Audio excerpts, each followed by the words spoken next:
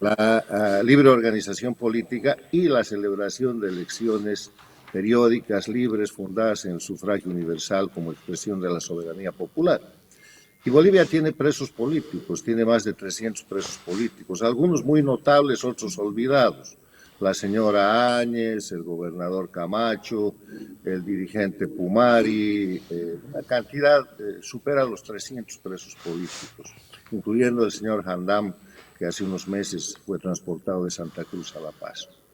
Tiene exiliados políticos, son más de 10.000 exiliados políticos certificados por ACNUR, que es el organismo de las Naciones Unidas para los refugiados y los perseguidos. Además de eso, no tiene separación e independencia de poderes porque el Poder Judicial es manejado a gusto y sabor del Poder Ejecutivo, que ha concentrado los poderes en un sistema del formato dictatorial del socialismo del siglo XXI. Cuando quieren, persiguen a Evo Morales, cuando quieren, lo protegen, cuando quieren, se prorrogan, cuando quieren, hacen la ley, la aplicación de la ley, el sistema de justicia, es un instrumento de persecución política en Bolivia y por eso hay presos políticos. El otro tema es que el órgano electoral no garantiza imparcialidad, pero peor que eso es que el padrón electoral de Bolivia está alterado. Lo han denunciado en reiteradas ocasiones y lo han probado. La señora Rosario Baptista está exiliada por esa razón. Ella era una vocal del órgano electoral, pidió que estas cosas se arreglen, tuvo que renunciar y salir escapando al exterior porque el régimen la perseguía, y está probado que hay una alteración que puede comprometer un 30% del resultado electoral. El pueblo lo sabe y la última expresión de eso fue el gran paro cívico de Santa Cruz, que duró 30 y tantos días, donde se pedía el censo como un mecanismo para revisar el padrón electoral. Y el resultado fue la presión de parte del régimen y luego el apresamiento del gobernador Camacho, que sigue en la cárcel. Entonces, puedo seguir enumerando condiciones objetivas que tienen que ver además con la lista de quienes aparecen como candidatos, los candidatos oficialistas y los candidatos paraoficialistas, que son los candidatos funcionales que han hecho el destrozo de la República de Bolivia y del país y lo han llevado a la crisis junto con Evo Morales y su equipo. Le quiero recordar que el año 2004 falsificaron una ley de reforma para introducir la Asamblea Constituyente y ahí estuvieron Carlos Mesa, Evo Morales, Jorge Quiroga, Samuel Doria Medina, Óscar Ortiz, una cantidad de gente. Después, cuando Evo ya estaba en el gobierno y la Constituyente mandó un proyecto desde el cuartel de Oruro, ese proyecto no tenía ni elección inmediata, ni reelección inmediata, ni Estado plurinacional.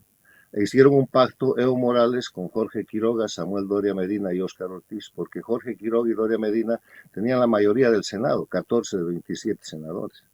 Y a partir de eso hicieron una ley atribuyéndose los derechos del pueblo y fabricaron la Constitución del Estado Plurinacional, preparada por abogados de la Universidad de Valencia que habían sido enviados por Chávez y Castro. Después vino la masacre del Hotel Las Américas, en medio de eso la masacre del Porvenir, para imponer por la fuerza ese instrumento que hoy día llaman Constitución del Estado Plurinacional, en base al que se van a hacer estas elecciones y que solo sirve para el fraude. Dicho eso, veamos la lista de candidatos. Han eliminado de la lista de candidatos, utilizando todas estas condiciones de no democracia, o sea, todos estos mecanismos de ejercicio dictatorial, igual que en Venezuela del año pasado, igual que en Nicaragua de Ortega. Han eliminado candidatos que no eran de su control y se han quedado con los candidatos oficialistas y los candidatos de la oposición funcional.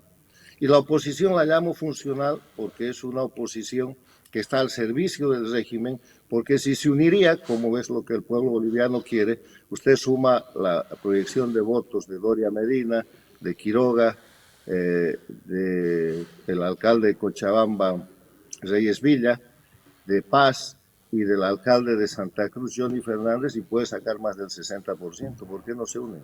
Porque no quieren cambio, porque no quieren seguir en el mismo sistema. O sea, estas son unas elecciones al interior de un sistema que no es democrático y que está organizado para simular gobierno-oposición entre un régimen que hasta ahora ha sido absolutamente mayoritario y que puede que en la elección del 17 de agosto tenga que continuar gobernando con sus opositores funcionales en diferentes posiciones. Ese es el marco. Entonces, ¿qué va a pasar el 17 de agosto? No va a pasar nada, ¿Qué va a pasar? Sí, es porque una en el buena país pregunta. las cosas no van a cambiar. Estamos en un sistema de dictadura electoralista donde el pueblo vota pero no elige. ¿Qué quisiera el pueblo para elegir? Echar a toda aquella gente que gobierna desde hace más de 20 años y que ha llevado al país a la quiebra, a la miseria, a ser un narcoestado, al ambiente de inseguridad y de pobreza que avance a la miseria. Pero no puede hacerlo porque hay una oposición funcional asociada con ese sistema que lo va a preservar. ¿Usted se considera uno de los exiliados del país? Soy un exiliado, ¿usted qué cree que estoy de vacaciones? Yo estoy exiliado, soy un asilado Claro. político a partir del golpe de Estado el 17 de octubre del año 2003 y conozco y ayudo y participo de casi la mayoría de los exiliados que no solamente están en Estados Unidos, hay exiliados en España, exiliados en el Perú y exiliados en el Brasil, y no solamente del año 2003, después con Evo Morales en el gobierno, los exilios han tenido etapas en las cuales han aumentado. Cuando viene la represión del 2008-2009 y las masacres, le quiero recordar que la masacre del Hotel Las Américas, que son 2 masacres, están documentadas y están ya resueltas por la Comisión Interamericana de Derechos Humanos, que ha dicho que esas masacres son autoría y responsabilidad de Evo Morales y su gobierno. Cuando sucede eso, una cantidad de gente sale al exilio. Cuando vuelve a producirse la llamada elección del 2009 y se hacen persecuciones para que no hayan candidaturas, hay otra masa de exiliados.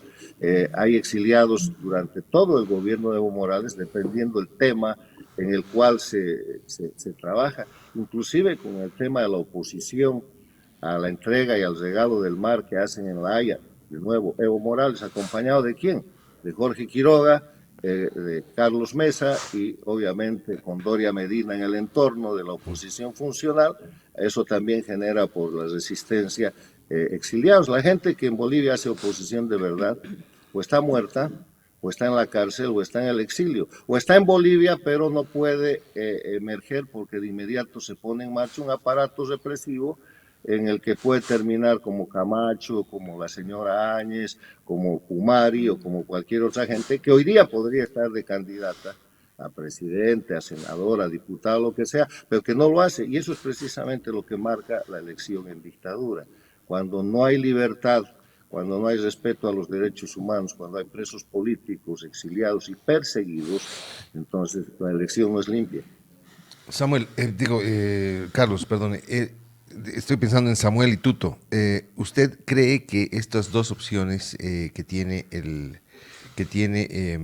están en la papeleta no son idóneas, porque simplemente van a ser la continuación y son opciones para oficialistas?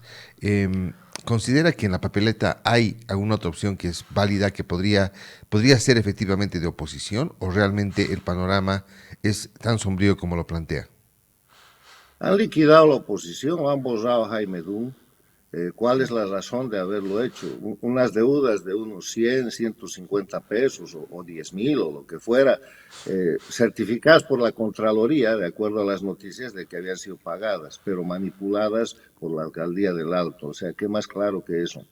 Yo no sé si han hecho una encuesta hoy día con ese posible candidato en el escenario, pero eso cambiaría todo. Ahora, sobre Jorge Quiroga y Samuel Doria Medina y Manfred Reyes Villa, no lo digo yo, los hechos lo prueban.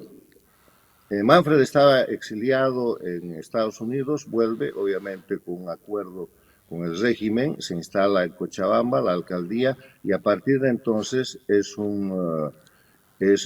parte del sistema de gobierno que participa incluso en la disputa entre Arce Catacora y Evo Morales apoyando a Arce Catacora. Miren nomás las noticias, no lo digo yo. En el tema de Jorge Quiroga y Samuel Doria Medina la cosa es un poco más compleja y definitivamente clara, porque ellos están en la falsificación de la ley del año 2004, cuando agarran una ley de necesidad de la reforma que establecía que para sellar la reforma había que hacer un referéndum y cambian la constitución con la falsificación introduciendo la Asamblea Constituyente cuando la Constitución de la República dice que no es posible ninguna reforma total y que las reformas solo tienen que ser parciales. Hecha esa falsificación, cuando Evo Morales gana sobre Tuto Quiroga la elección y llega a la presidencia, ponen en marcha la Asamblea Constituyente y ahí están las leyes. Yo no sé si tengo aquí, sí, aquí está, le voy a dar el número de ley inclusive, donde se atribuyen los derechos del pueblo, y Tuto Quiroga, que tenía 13 senadores, Samuel, que tenía uno, y Oscar, el presidente del Senado, acuerdan con Evo Morales y hacen una ley que es la ley 3941, que otorga al Congreso Ordinario la facultad de interpretar y redactar la nueva Constitución. En el artículo, y esta ley, que es del 21 de octubre del 2008, acuerdo entre Evo Morales, Jorge Quiroga, Óscar Ortiz y Samuel Doria Medina, dice que concluido el proceso constituyente y recibida la propuesta constitucional para ser sometida a consideración del pueblo soberano, el Congreso Nacional podrá realizar los ajustes necesarios sobre la base de la voluntad popular y del interés nacional por ley especial del Congreso. Listo. O sea, ¿quién ha hecho la Constitución del Estado Plurinacional? La han hecho unos asesores de la Universidad de Valencia de España, pagados por Cuba y Venezuela, pero con el acuerdo de Evo Morales, Jorge Quiroga, Samuel Doria Medina, bajo la presidencia del Senado de Óscar Ortiz. ¿Qué más claro que esto? Aquí está la ley, búsquela y pregúntele a cualquier abogado, analista o entendido si esto no es un crimen de atribuirse los derechos del pueblo. Entonces, así estructurado el Estado plurinacional que termina con la República, se establecen las bases de la dictadura, de la corrupción, de la impunidad, del narcoestado. Y en ese proceso simulan oposición, tienen grandes beneficios, los que hoy día se llaman opositores, y acompañan a Evo Morales en más de una ocasión. El tema del mar es seguramente lo más notable. Y antes de eso, le había firmado Carlos Mesa una amnistía por los hechos del golpe de Estado del 2003 a Evo Morales y sus cómplices, y cuando Evo Morales es presidente le firma una o varias amnistías a Carlos Mesa y a Jorge Quiroga. Amnistía con amnistía se paga. Por ejemplo, ¿cuál de estos candidatos que llegara al poder estaría en capacidad de poner en vigencia la Constitución de la República de Bolivia, anulando todas estas falsificaciones con un decreto supremo amparado en el artículo 230 de la Constitución de la República? ¿Cuál de estos candidatos estaría en condiciones de que el primer día de su ejercicio anule todas las amnistías para que no haya perdones a gente que tiene que responder por crímenes? Entonces, no pueden hacerlo porque son beneficiarios de esas amnistías, en el lado de Evo y en el lado de los opositores funcionales. O sea, ¿qué se puede esperar de eso? Y esto que yo le doy con algún detalle, el pueblo lo sabe. Puede haber algún sector de la juventud que no lo haya vivido, pero esto es, sobre esta está basada la elección del próximo 17. Un grupo de candidatos oficialistas de la dictadura, por suerte para el país, ahora divididos, cosa que le impide a Andrónico Rodríguez utilizar en la primera vuelta la masa de votos que puede falsificar en base al fraude electoral y al padrón adulterado, y en el otro lado puros opositores funcionales. ¿Acaso el alcalde de Santa Cruz, que es también candidato, no es socio en la gestión de esa alcaldía con el gobierno? ¿Cuál de estos está libre de tener actos de complicidad y de cooperación abierta con el régimen? Si lo que el pueblo boliviano quiere es cambiar el régimen, quiere volver a ser libre, quiere volver a tener gasolina, quiere preguntar por qué Bolivia se quedó sin gas, quiere dejar de ser un narcoestado, recuperar su libertad, su seguridad y sus derechos, y dejar de caminar a la miseria en el modelo cubano del que tanto se jactan estos socialistas del siglo XXI. Carlos. Excelente. Gabriel Arce le habla. Muy buenos días. Carlos, fuiste muy crítico, abierto, un crítico muy abierto sobre y respecto a Evo Morales y su influencia, evidentemente, en América Latina. ¿Qué representa Evo obviamente, para la izquierda regional? Primera pregunta. Y la segunda pregunta, ¿tú crees que en estas elecciones realmente serán democráticas o estarán tal vez marcadas por algún control del MAS sobre el aparato electoral? A ver, la segunda, que es importantísima, no van a ser democráticas. Esta es una dictadura electoralista donde el pueblo vota pero no elige. El MAS tiene bajo su control cerca del 30% de posibilidad de falsificación en el padrón electoral, sobre todo en el área rural. ¿30%? ¿Cuál es la base Sí, para decir es eso? cercano al 20%. Miren nomás ustedes el crecimiento de los votantes entre el año 2006 al año 2009. Mientras la población crece en el 5%, los votantes crecen en cerca del 35%. Y Evo Morales dice que había incorporado a la gente a votar. Mentira. En Bolivia Claro. toda la gente votaba. Es el mismo cuento que la alfabetización.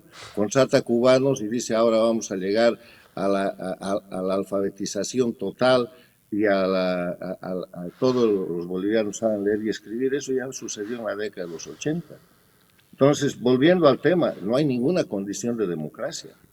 No hay libertad, hay presos políticos, hay exiliados, no hay libre organización política, han bloqueado a diferentes organizaciones la posibilidad de que sean candidatos, controlan el padrón electoral, controlan las autoridades electorales y controlan las autoridades judiciales que pudieran ser las que garanticen una conducta legal de las autoridades electorales. No hay ninguna garantía.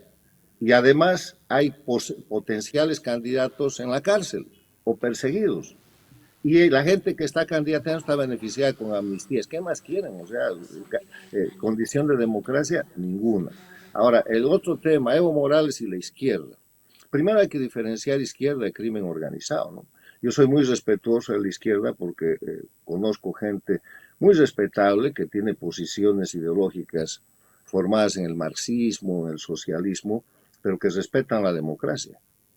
Esa es una izquierda que lamentablemente ha sido suplantada por lo que se llama izquierda o socialismo del siglo XXI, que es un grupo criminal transnacional. Son delincuentes que a partir del control de la dictadura de Cuba y del dinero que pone Chávez cuando llega al gobierno en Venezuela, se expanden y controlan Venezuela, Ecuador, Bolivia, Nicaragua y penetran en la política regional, estableciendo gobiernos paradictatoriales como el de Lula en Brasil, López Obrador, ahora Sheinbaum en México, Boric en Chile y Petro en Colombia. Pero en el tema específico de Bolivia, Evo Morales siempre ha sido un enemigo de la sociedad boliviana, un productor de coca y de cocaína que debería estar en la cárcel. Y este es otro dato importante. No sé si ustedes se acuerdan, el año 2001, en octubre del 2001, estaba Jorge Quiroga, el presidente, porque se había muerto el presidente Banzer. Y Evo Morales hace bloqueos, en disputas, y en medio de esas disputas produce un asalto al centro de acopio de coca en Sacao. Así es. Jorge Quiroga manda tropa desarmada, Evo Morales la apalea y entonces llegan las ambulancias y con esas ambulancias cargan a los heridos. Y Evo Morales asalta a las ambulancias y mata a heridos que iban a las ambulancias y al personal de auxilio.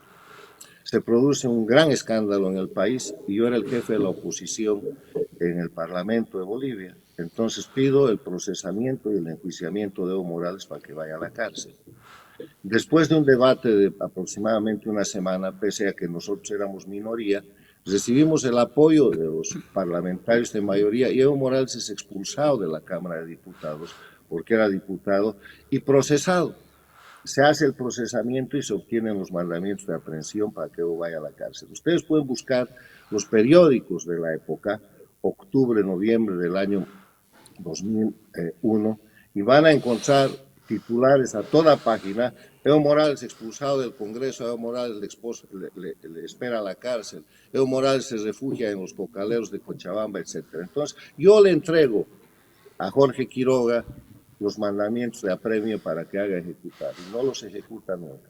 Un día no, 2 días no, 3 días no, 4 días no. El quinto día el ministro del Interior de Gobierno de ese momento, Leopoldo Fernández, viaja a Cochabamba y con el obispo de Cochabamba hace un acuerdo con Evo Morales. ¿Por qué? Porque prefiere la pacificación en vez de que Evo Morales vaya a la cárcel. Evo Morales tenía delitos que lo hubieran puesto en ese fin de año del 2001 por 30 años en la cárcel. Y lo encubre Tuto Quiroga. Eso es todo, o sea, ¿qué más quieren? Evo Morales es una persona con actuaciones criminales repetitivas. Después viene el golpe del 2003 y hace lo que sabe. Nunca hubiera tenido éxito Evo Morales si no fuera por el respaldo de Cuba y Venezuela, que le dieron dinero, soporte logístico y operación militarizada para derrocar el gobierno. Carlos, con el panorama que plantea Carlos Sánchez Berzaín en esta entrevista, estamos con él. No planteo, les pido que por favor miren la realidad objetiva, se llama realidad objetiva. Que muestra la Yo realidad. lo que estoy haciendo es recordarles las cosas que están en los periódicos, en las leyes, la realidad del país. Con esa realidad. Es diferente a la propaganda electoral, ¿no? Exactamente, pero con esa realidad en este momento podemos afirmar que Evo Morales no está derrotado, todo lo contrario, ¿no es cierto? Evo Morales sigue siendo la ficha importante del socialismo del siglo XXI. Evo Morales es el operador principal de Cuba y Venezuela en Bolivia. Pero además de eso, Evo Morales es el principal capo de la producción de coca y de cocaína en un país convertido en narcoestado. Además de eso, en esa condición de capo, controla parte del territorio nacional como una republiqueta bajo su mando y no hace caso ni siquiera las normas de su gobierno y de la Constitución que ha impuesto.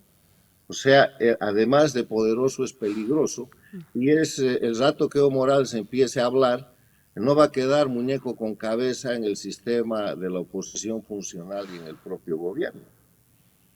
Carlos, ¿qué ¿Acaso peligros? Evo Morales ha llevado, este apunte, sí, sí, sí, claro, Evo Morales ha llevado a Bolivia a la crisis que está hoy día solito? No, primero para llegar al gobierno ha tenido la facilitación de Carlos Mesa, de Jorge Quiroga, de la falsificación de esas leyes. Cuando estaba en el gobierno, para imponer una constitución que es un proyecto externo, transnacional, porque la constitución del Estado Plurinacional de Bolivia es igualita que la que le han puesto a Venezuela, totalmente igual a la que han escrito en el Ecuador, similar a los cambios que han impuesto en Nicaragua. Es un padrón, se llama la Escuela de Valencia, que sostiene que la constitución tiene que ser un instrumento muy voluble, muy manejable para que se pueda hacer el avance social del socialismo del siglo XXI. En esa dinámica, Evo Morales, cuando gobierna, ¿acaso ha gobernado solo? ¿Dónde está su vicepresidente? García Linera. ¿Dónde está su ministro de la presidencia? Que ya no me acuerdo, pero que era un mandamás que amenazaba. ¿Quintana? Inclusive que amenazó.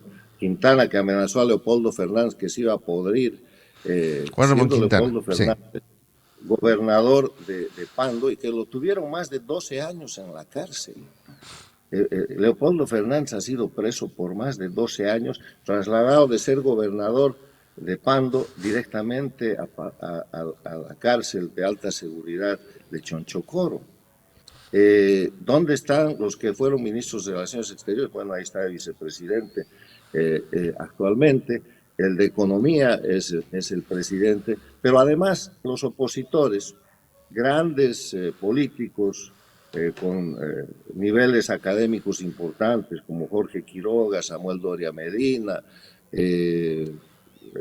otra gente, Óscar Ortiz, los gobernadores de Santa Cruz, de Cochabamba, no sabían que Bolivia se estaba sobreendeudando, que a título de nacionalización de hidrocarburos lo que estaban haciendo era simplemente cambiar los contratos para liquidar la exploración y acelerar la explotación de manera que entre más dinero. No sabían que estaban haciendo desarrollismo, contratando obras con unos montos de corrupción extraordinarios. No sabían que estaban construyendo elefantes blancos como esos que han quedado en Cochabamba, en la zona de los valles y en otros lugares, incluido el Museo de Evo Morales. No sabían nada de eso. ¿Dónde estaba esa oposición? Entonces hay complicidad. Evo Morales tiene que rendir cuentas, pero la foto es más grande que Evo Morales. Hay una foto de un conjunto de colaboradores y actuantes y delincuentes directos con Evo Morales y sus cómplices que se decían oposición. Y hoy día todos están en la papeleta para la elección del 17 de agosto. Bien, estamos con Carlos Sánchez Berzaín, que es abogado y exministro de Estado. en un contacto en vivo y en directo cuando son exactamente las 8:30 de la mañana acá en el programa Síganme los Buenos. Carlos me había dicho que tenía a las 8:30. ¿Podemos hablar un ratito más, Carlos? Sí, un Adelante. rato más. ¿Qué hora es ahora? Ya es 8:30, bueno, Sí. tengo que partir. Pero una pregunta más. Una pregunta Les más, agradezco, Carlos, por pero yo favor. estoy a su disposición cuando No, esta quieran. más. Podemos Una hablar más antes cortita de la puede ser. elección, después. Tengo Una- la ventaja de que Ajá. puedo decir cosas que los bolivianos saben y que no pueden decir. Así Porque si es. las dicen estando en Bolivia, mañana les cae impuestos, después les caen narcóticos y después Claro. les cae un aparato de seguridad que se los lleva a La Paz. Bien, una última pregunta, Carlos, por favor. ¿Qué peligros ves en un posible regreso de Evo Morales o del MAS, en todo caso, al control total del Estado? El MAS se va a quedar. El peligro es que no hay democracia. El peligro es que nos están engañando diciendo que hay elección cuando en verdad esto es una simulación para mantener o reajustar el aparato de un sistema dictatorial que depende de una organización transnacional que se llama socialismo del siglo XXI, castrochavismo.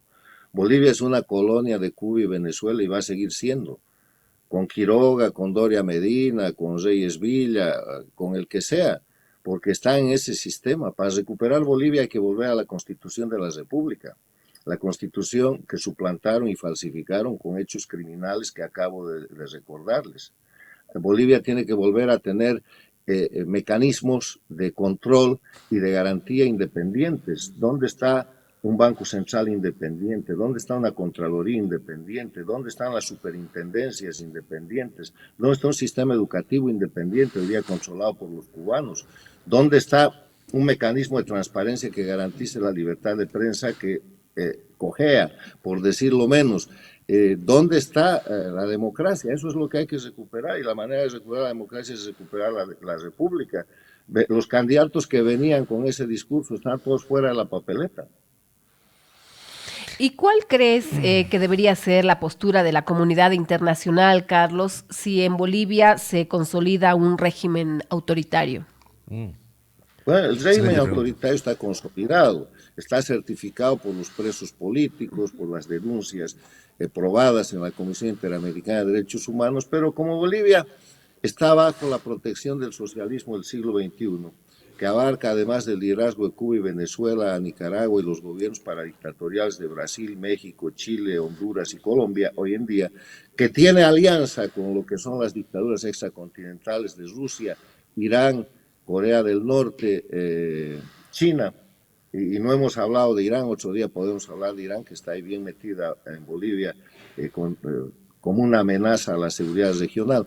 Pero como Bolivia forma parte de eso, navega todavía con la simulación de democracia. Van a presentar la elección del 17 de agosto y la segunda vuelta, si hay, como una expresión de democracia que ya no convence a nadie. Pero como hay problemas más importantes, seguirán ahí hasta que la crisis de la miseria, en Bolivia ya no hay dólares, después de que pase la elección, el dólar, que ahora lo han bajado creo que a 14, se va a multiplicar por 2 o por 3 porque no tienen con qué respaldar aquello. La comida que está apareciendo y los precios que están controlando bajo presión estatal para el proceso electoral se van a disparar y el avance hacia la miseria en el modelo cubano va a exacerbar al pueblo boliviano y llegará un momento histórico en el cual se recuperará la república y la democracia, que es el único camino, primero, para atacar cualquier crisis. No hay manera de trabajar una crisis si no hay información. Y desde los parámetros o los datos de deuda externa, deuda interna y todo lo demás están falsificados en Bolivia. Carlos Segundo, Sánchez, sí. no hay manera si no hay libertad, si no hay, además de información, no hay libertad. Entonces, va a llegar un momento que no es esta elección. ¿Carlos Sánchez Becén está habilitado para votar? Sí, yo estoy habilitado, tengo mi carnet, tengo todo, pero no, ¿qué voy a votar para formar parte de una simulación y ayudar ¿Blanco, a que nulo, esta cuál será gente su opción diga o no que va a esto es votar? democracia? No, yo estoy exiliado y mientras esté exiliado y no contribuya a la recuperación de la República de Bolivia, no puedo participar de la operación criminal que se impone a mi país, porque esto que se está viviendo en Bolivia es la repetición de Venezuela del 2024. Es la repetición de Nicaragua del 2021 y la repetición de Bolivia del 2020, ya nos ha pasado, no se acuerdan. Carlos, ¿Estados Unidos sigue considerando a Bolivia como parte del bloque autoritario de la izquierda? Bueno, hay que preguntarle a Estados Unidos. Yo solo vivo en Estados Unidos, no los represento. Bueno, los dejo. Muchas gracias, agradezco. Carlos. Muchas gracias. Encantado, gracias. Hasta pronto. Era Carlos Sánchez Berzaín, ¿no? Junto a nosotros. Vamos a un corte. Me parece muy bien.